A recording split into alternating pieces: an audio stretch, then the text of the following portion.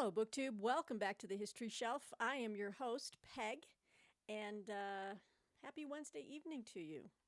It's early evening, and it was a dark and stormy night. No, actually, it's a hot and sultry night, and trying to figure out what to name this video. It's a book haul. I was going to call it a hot and sultry night book haul, but then I realized that would give the wrong connotation. I will not be showing hot and sultry books of that nature. I've got a mixture of history and some fun fiction, thrillers, and a couple of historical fiction, and just, I don't know, a little wide variety.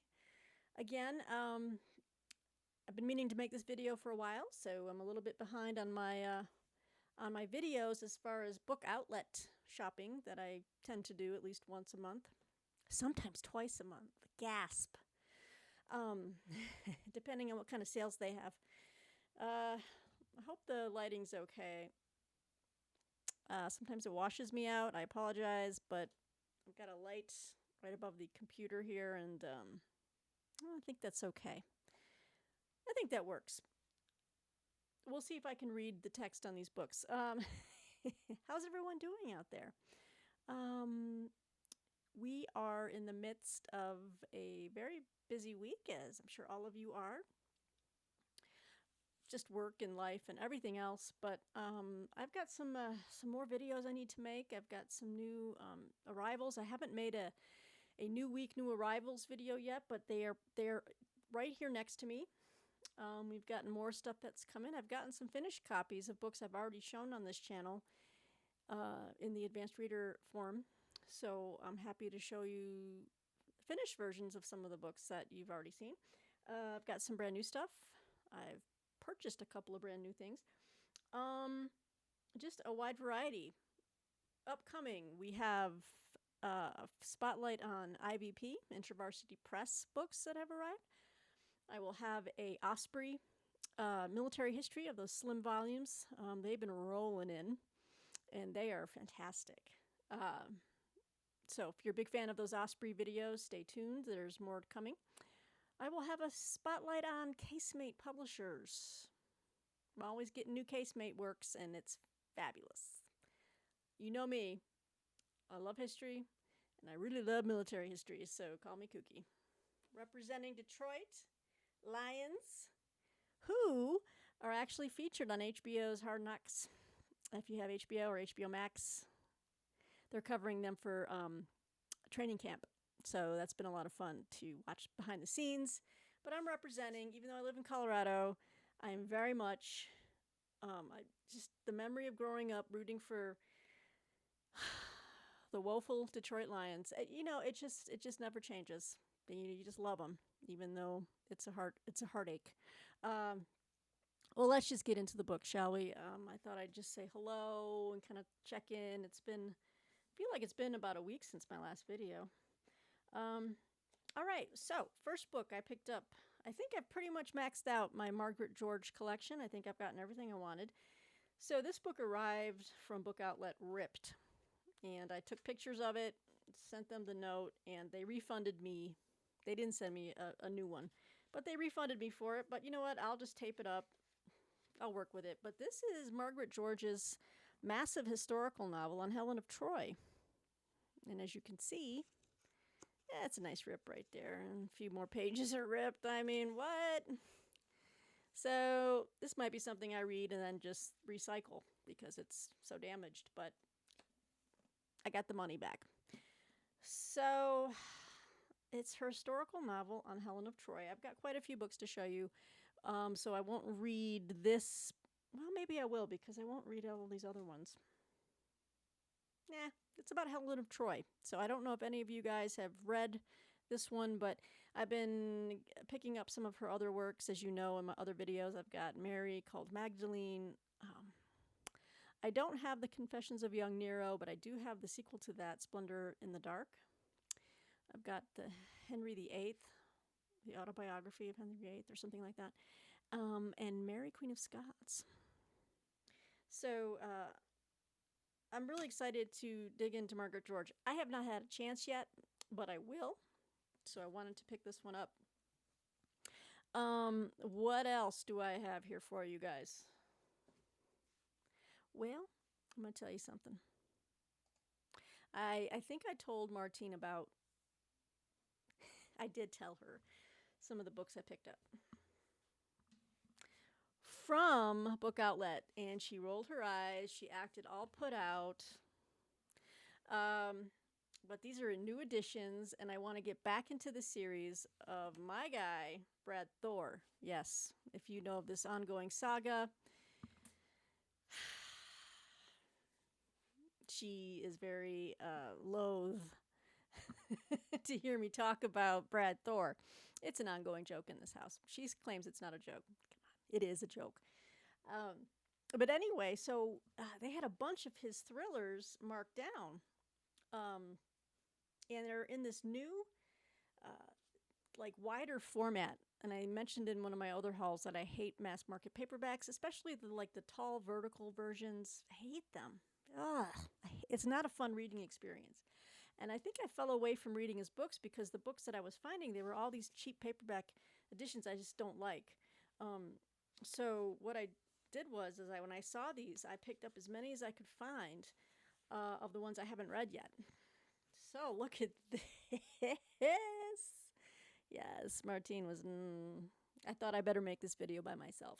So you wouldn't just hear the groans and everything else. But these are probably, all over. I don't know which numbers these are in the series, but these are ones I haven't read yet. I picked up Brad Thor's Active War. But see what I'm saying? Nice new designed covers. They're not the skinny, tall paperbacks, and they lie nice and flat, nice wider pages. That's what I like. Do you know what I'm saying?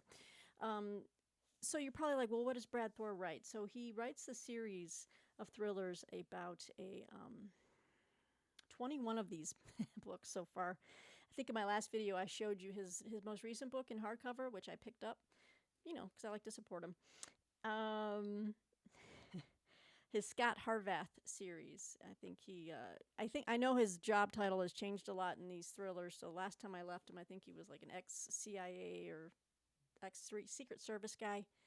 But he foils terrorist plots and defending the country. He takes him, Scott Harvath, all over the world. So Middle East, Russia. This last one that came out is set in India. So they're fun. They're fun, easy reads, and I don't know. I like his style. I like his lean.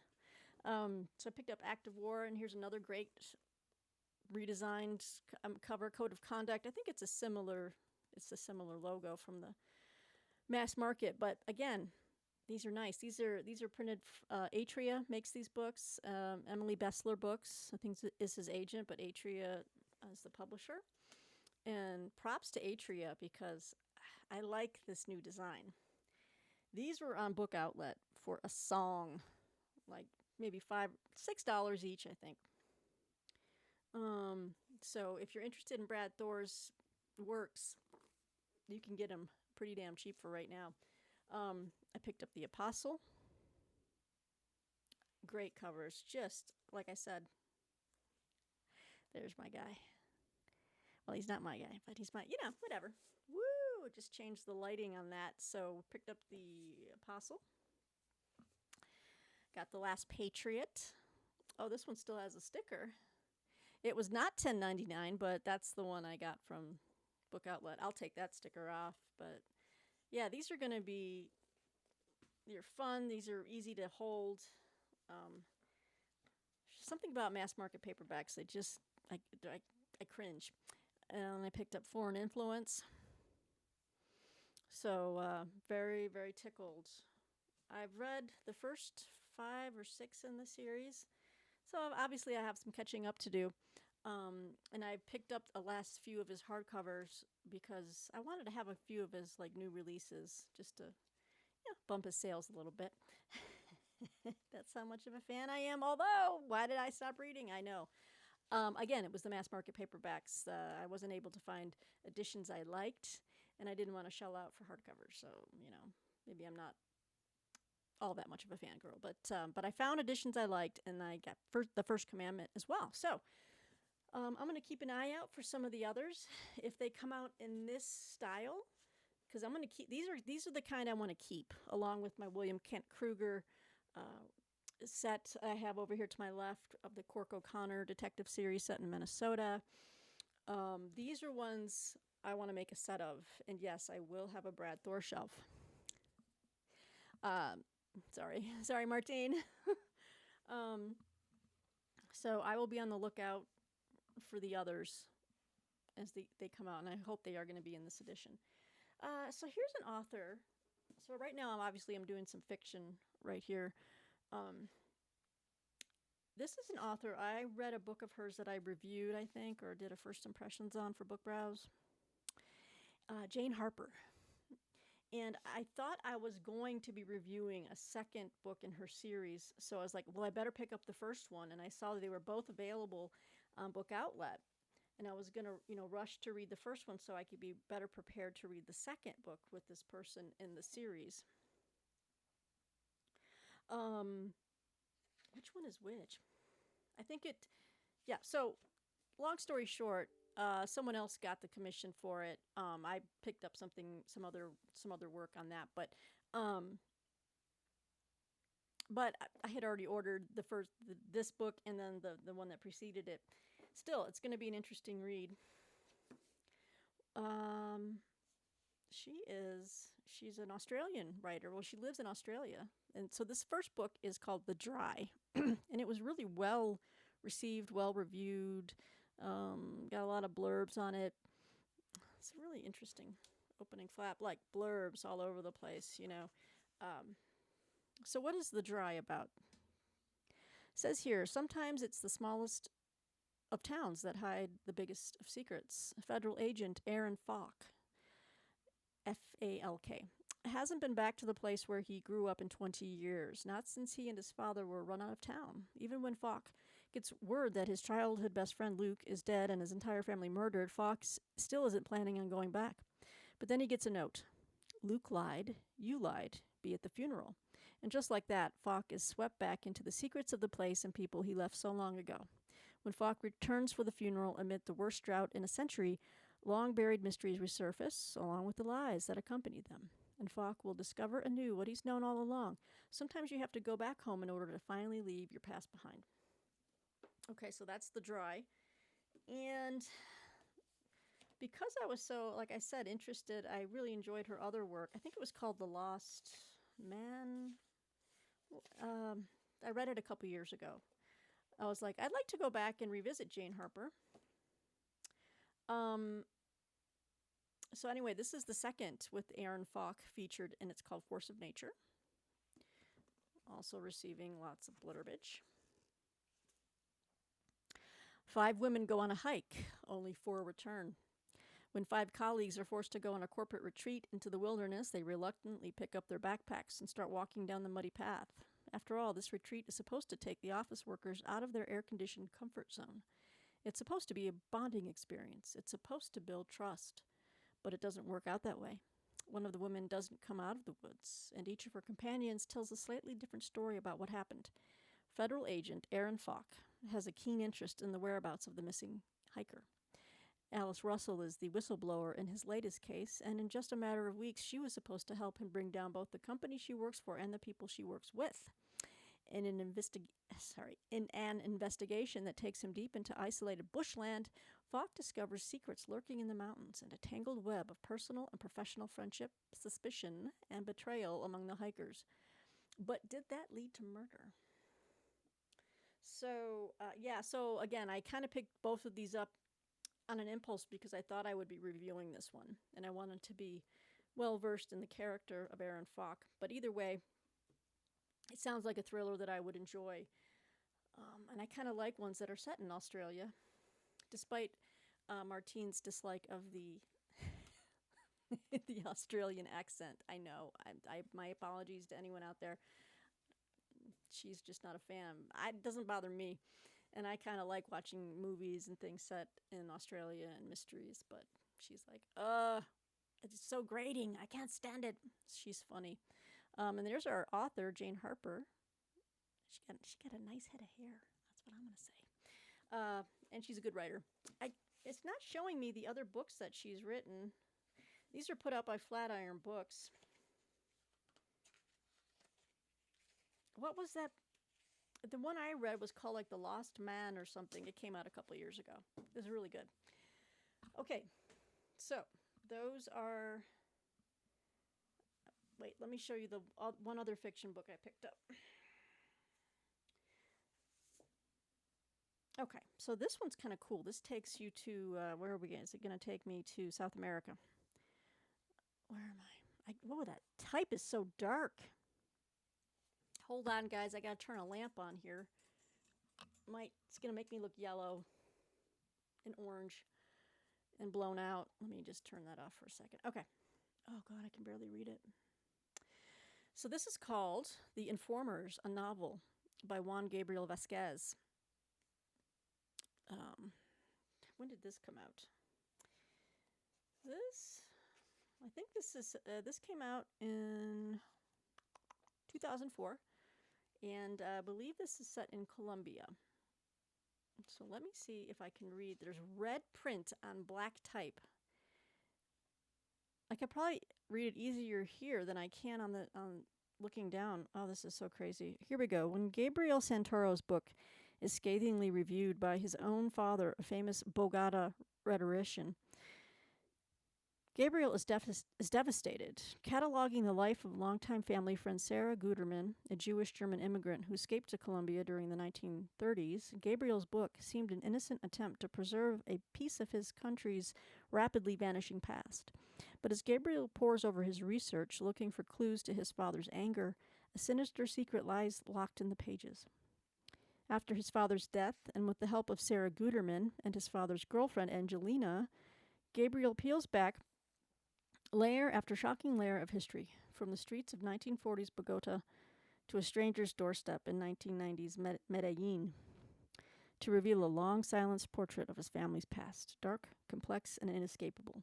I have just been really drawn into, oh boy, Colombian history, Brazilian history.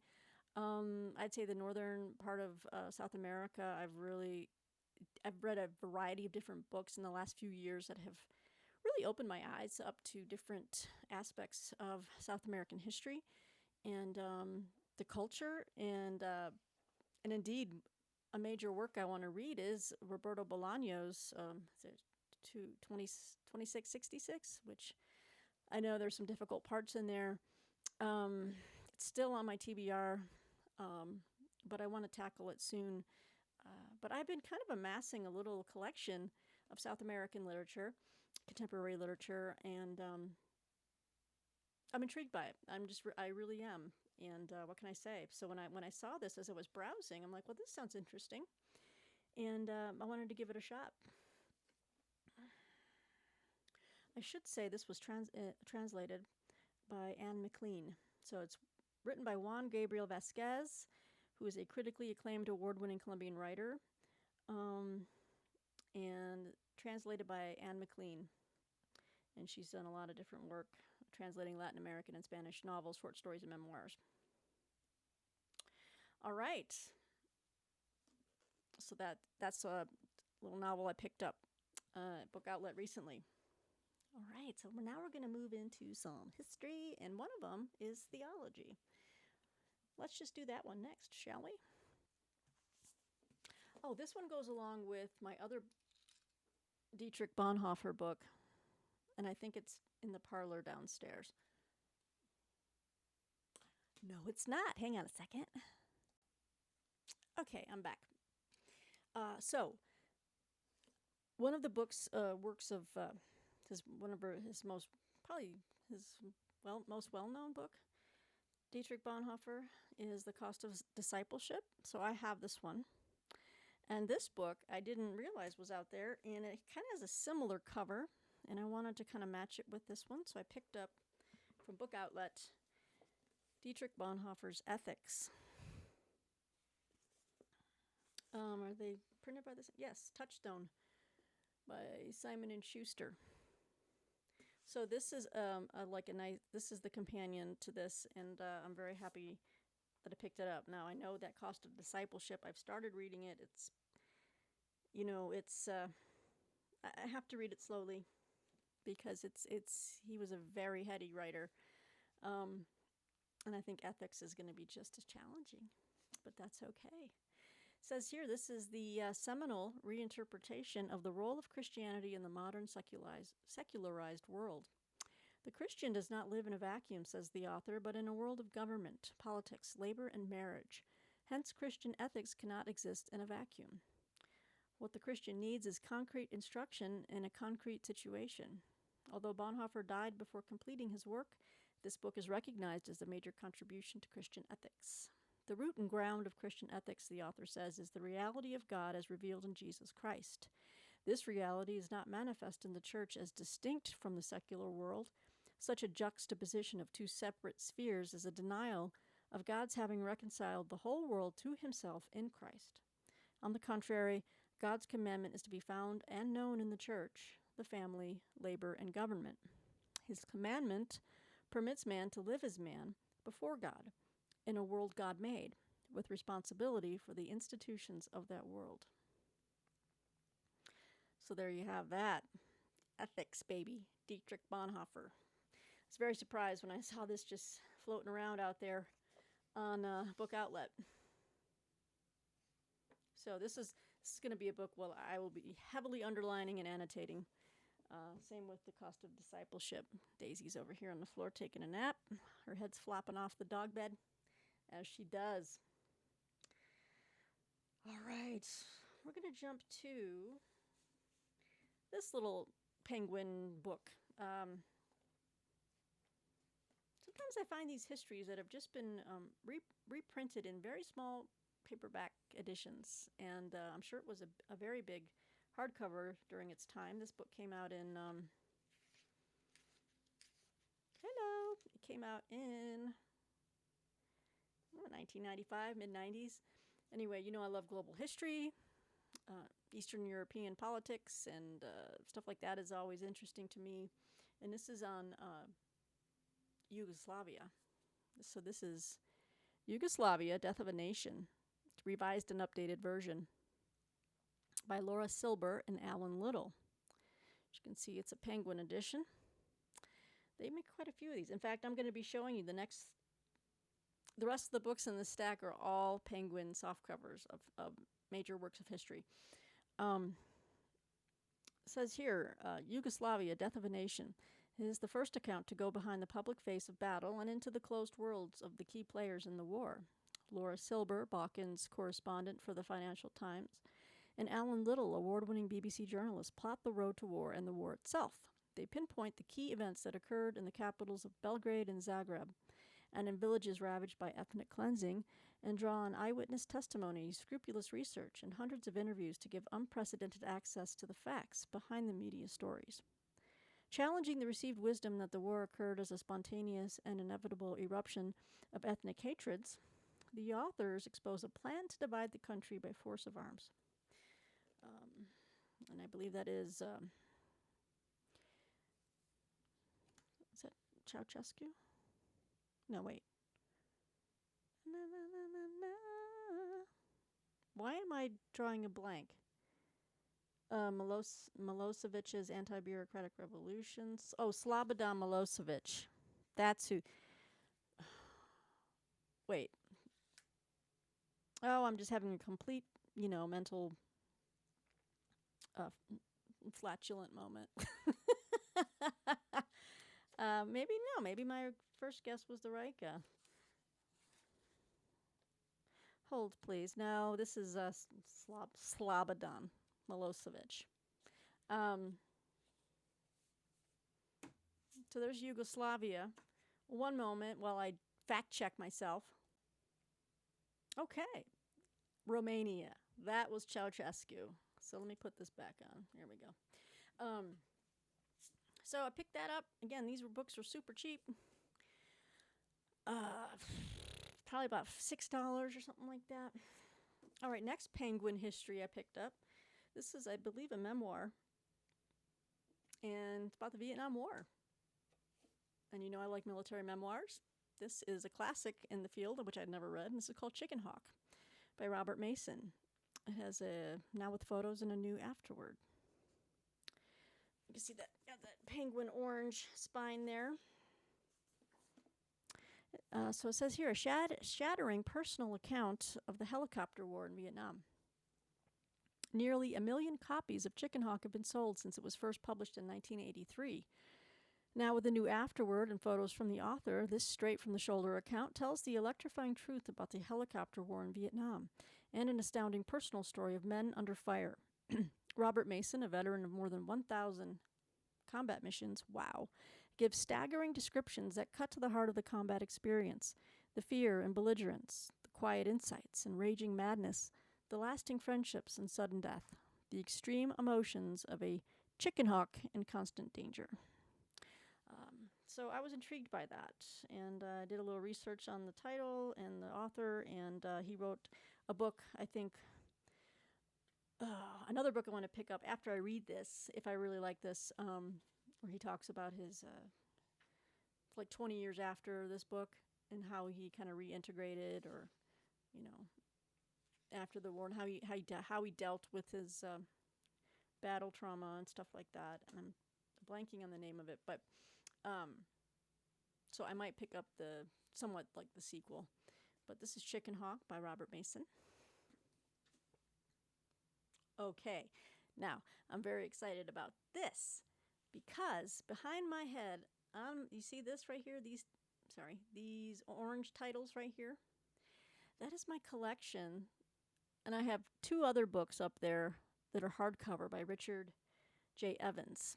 So I wanted to get his study on Germany in World War II.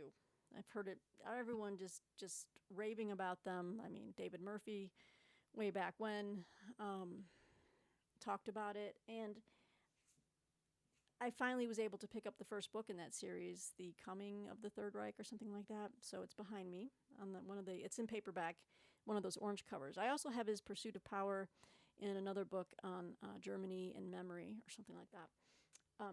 But all of a sudden, volumes 2 and 3 of his series on the Third Reich at War and the Third Reich in Power became available, and I thought, this is fantastic because now I'll have the full, orange, the penguin softcover editions, and sure enough, I do. So actually, it's this one, the next one in the series. This is, I think, the biggest by far. Look at this chunkster. The Third Reich in Power.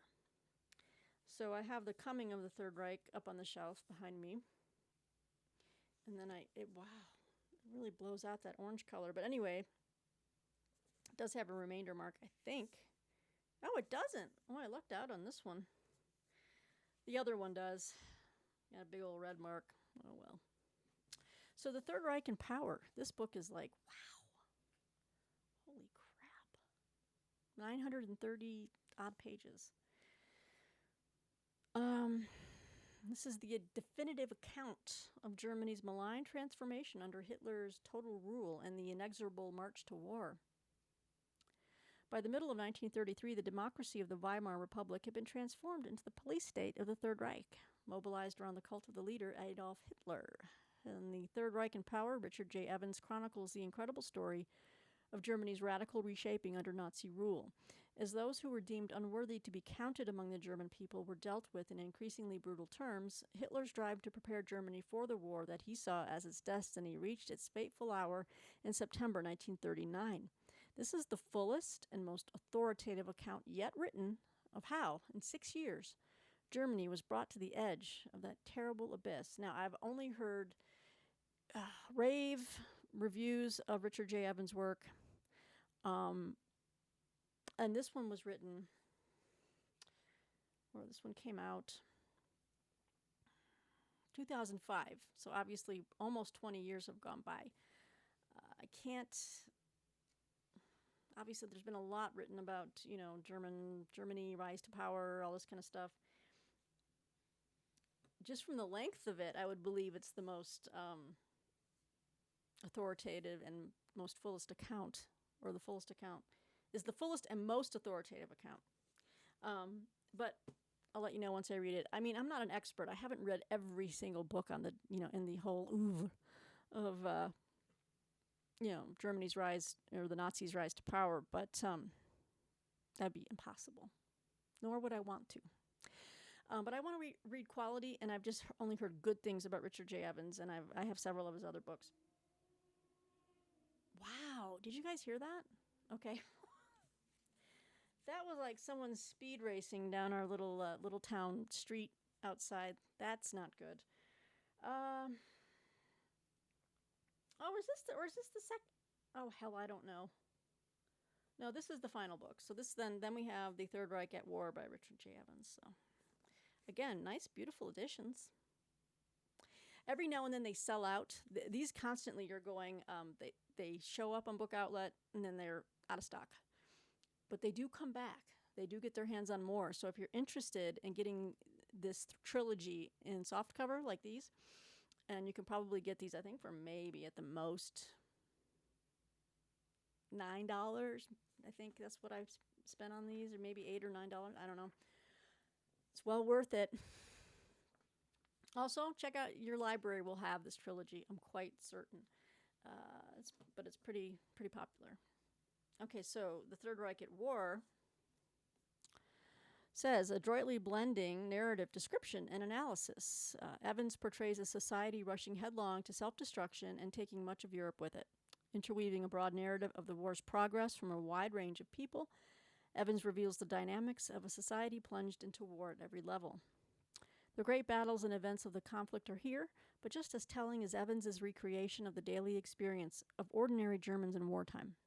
At the center of the book is the Nazi extermination of the Jews.